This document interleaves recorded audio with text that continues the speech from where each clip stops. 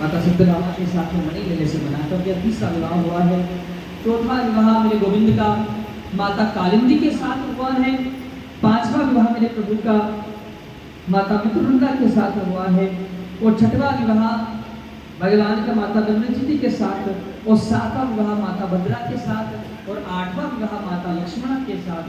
इस प्रकार से मेरे गोविंद के 8 विवाह हुए हैं मुख्यतः, और भगवान की मुख्यतः 8 पटरानियां हैं। अब आगे प्रसंग वर्णन करते हैं कि ये 16,100 कन्याएं कौन है। तो वर्णन किए हैं कि एक दैत्य है जिसका नाम है भौमासुर। इस भौमासुर दैत्य ने संकल्प लिया है कि 20,000 रानियों के 20,000 कन्याओं के साथ में ये एक साथ ही विवाह करेगा। जिस भी राज्य में जाता, जहां सुंदर कन्या मिलती उसे उठा ले आता। अब धीरे धीरे इसने 16,100 कन्याओं को एकत्रित कर लिया है। नारद जी ने जाकर के बताया, प्रभु इस दैत्य का उद्धार करो, जो अधर्म फैला रहा है। इस दैत्य को यह वरदान था कि एक स्त्री और पुरुष इसके ऊपर प्रहार करे तभी इसका वध हो सकता है। माता सत्यभामा को साथ लिए भगवान श्री गोविंद पधारे हैं। माता सत्यभामा युद्ध करने में बड़ी प्रवीण है। सो प्रभु पधारे हैं गरुड़ पर विराजमान होकर के। भगवान श्री गोविंद ने धनुष को पकड़ा है और माता सत्यभामा ने बाण का संधान किया। भौमासुर का प्रभु ने उद्धार किया है। अब जैसे भौमासुर का उद्धार हुआ, 16,100 कन्या बंधन से मुक्त हुई, तो भगवान से प्रार्थना की, प्रभु हम अगर अपने पिता के घर चली जाएंगी तो पिता के वहां बोझ बन करके रहेंगी है कि दैत्य के वहां रह करके आई हैं, आप ही हमें दासी रूप में स्वीकार कर लीजिए। तो मेरे प्रभु गोविंद ने एक ही विवाह मंडप के अंदर 16,100 कन्याओं के साथ विवाह किया। अब भगवान के कितने विवाह हो गए हैं? 16,108। अब ध्यान से समझिए, इतने विवाह होने के पश्चात भी भगवान श्री कृष्ण को कहा है योगेश्वर। इतने विवाह होने के बाद तो योगी नहीं कहलाते, भगवान योगी कहलाते हैं। इतने विवाह हुए हैं प्रभु, लेकिन यहाँ भगवान को योगेश्वर कह करके संबोधित किया, योगेश्वर की उपमा प्राप्त की है प्रभु। तो वर्णन कर रहे हैं ये 16,108 कन्याएं कौन है, बहुत सावधान से सुनिएगा। सबसे पहले वर्णन किया है 16,000 के बारे में। हमारे वेद कितने हैं? ऋग्वेद, यजुर्वेद, सामवेद और इन चारों वेदों में 3 कांड है, ज्ञान कांड, उपासना कांड और कर्म कांड।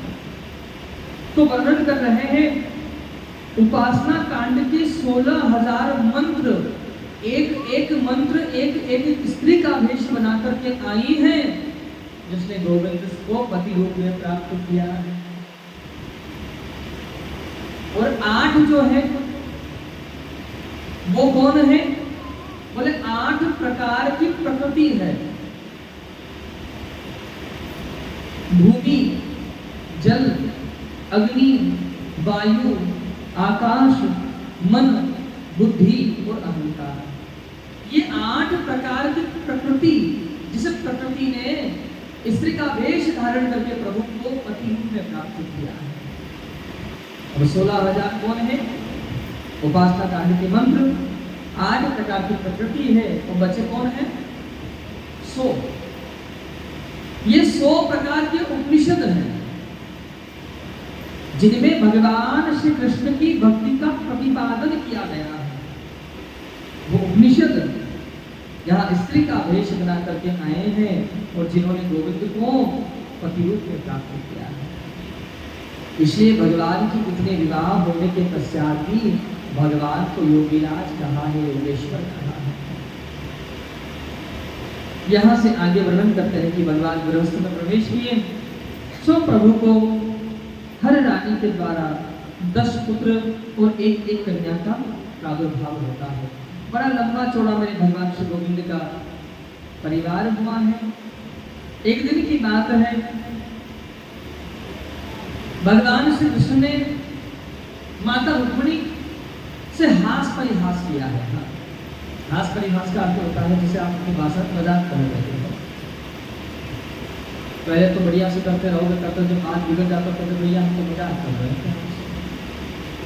आपके पिताजी का राज है, जब मन में आए किसी को कुछ भी कह दोगे। भगवान कृष्ण ने देखा क्या, रुक्मिणी जी के चेहरे पर मैंने कभी क्रोध नहीं देखा है। ये क्रोध में कैसी लगती है, देखना चाहिए। सो ठाकुर जी ने कह दिया, रुक्मिणी जी की देवी आपने देखो हमसे क्या देखकर के निवास किया, ना हमारे कुल का ठिकाना, ना माता पिता का ठिकाना है। पराक्रमी भी तो नहीं है, सूरवीर तो नहीं है, दुनिया से छुप करके समुद्र में रहते हैं। अरे रंग को देख करके भी मोहित हो गई हो कभी हम पर, तो रूप भी तो इतना बढ़िया नहीं है। कन्हैया कैसे है, कल बताया ना मैं आपको।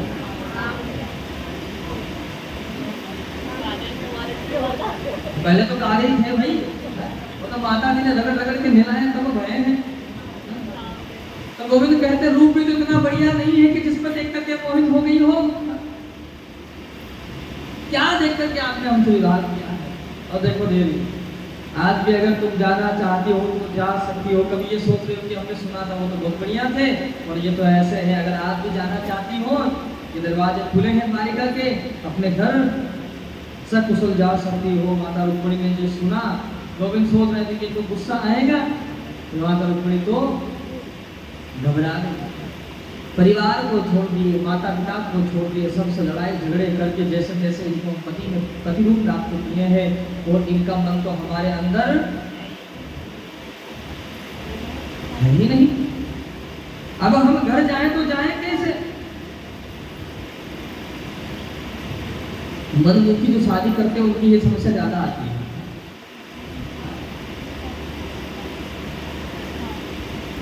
उनको ही ज्यादा समस्या आती है। तो भगवान कृष्ण ने कहा कि देखो तुम जाना चाहते हो तो आज भी जा सकती हो।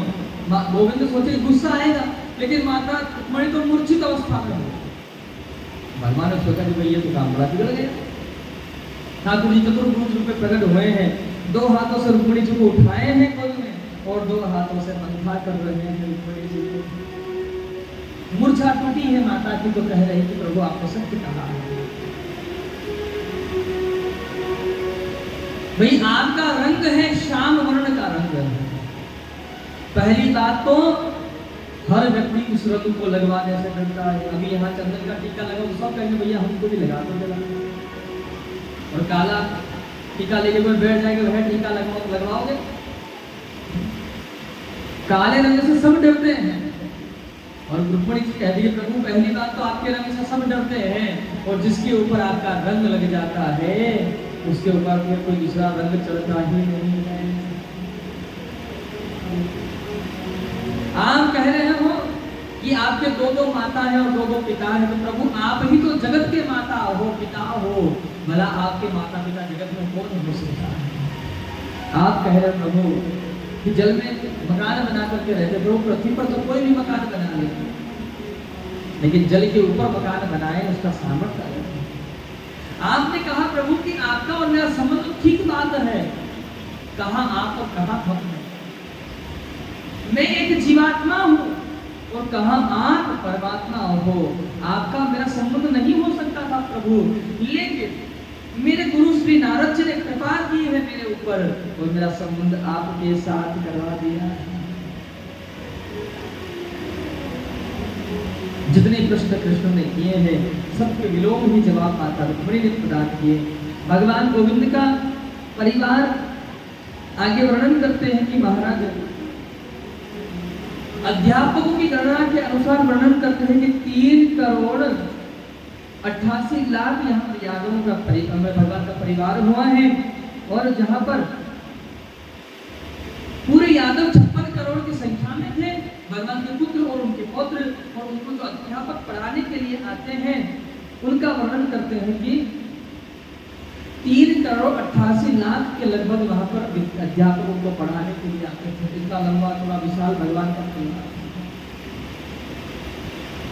ऐसी गणना यहाँ पर वर्णन करते हैं। यहाँ से आगे वर्णन करते हैं कि भगवान श्री कृष्ण के पौत्र है, भगवान के पुत्र हैं श्री प्रद्युम्न जी महाराज, और उनके पुत्र हुए हैं श्री अनिरुद्ध महाराज। एक दिन की बात है, बाणासुर महाराज की कन्या है जिसका नाम है उषा, और उषा की सहेली जिसका नाम है चित्रलेखा। ये उषा सो रही थी, इसे स्वप्न आया, और स्वप्न में एक सुंदर सा राजकुमार आया। ये राजकुमार इसके साथ में था, और जैसे ये स्वप्न टूटा वो राजकुमार चला गया। अब ये उषा कांत कांत कह करके चिल्लाने लगी।